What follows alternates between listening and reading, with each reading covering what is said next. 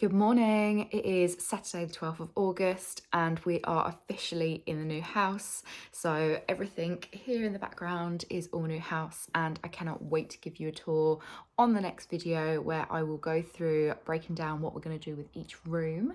But for today I wanted to cover the last couple of weeks since my last video and a tour of the old house when it was empty and moving on the day, in the lead up, everything like that. So hopefully you enjoy. Let me know in the comments and don't forget to like and subscribe. So we actually started by having to move some bits to the in-laws house because I completely underestimated how much stuff we had, followed by the final grass cut, which actually made me a bit sad because this is the garden that made me fall completely in love with gardening in the first place. Then the final thing to be dismantled, which was the sofas, and I absolutely love these. They are from Snug. They are easy to take apart and put together, plus they have lots of ottoman lift storage too. Monday 7th of August, I'm outside Mike's work, ready to pick him up with the dogs before we head over to my in-laws to drop the dogs off, to go and collect the van and start loading tonight, ready for the move tomorrow. I'm really nervous, really excited, feeling a bit overwhelmed, being completely honest with you, but I cannot wait to get in the new house and start sharing more content there. In the meantime, have a look at us loading the van.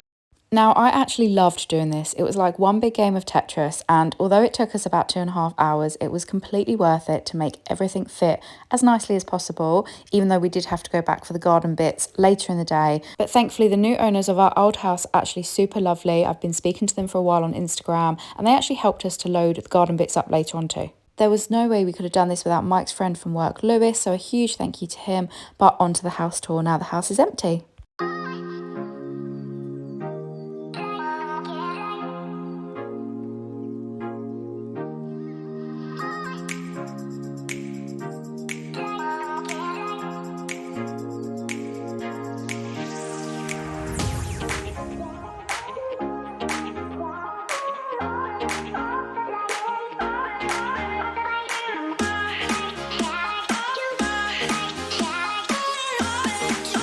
It feels like the end of an era, but I'm not going to cry. I'm an ugly crier.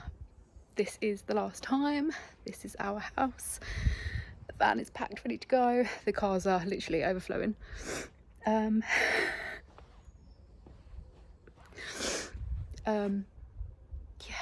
this is mad. I'm really excited for the new house, but this house is what made Jen's home journal, and this is the house that I met Mike in and brought Margot home in, and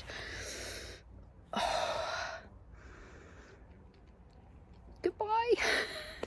And so as we moved out, me and Mike decided to have one last cuddle in front of the house before moving on to opening the front door of our new house. As you can see, I was absolutely soaking wet. It had been pouring down with rain all day Tuesday, but Margot was straight in the garden, loving life, and we were straight in hell, surrounded by boxes. I sorted the living room that evening and the kitchen the following day, but the rest of the house is still to be done.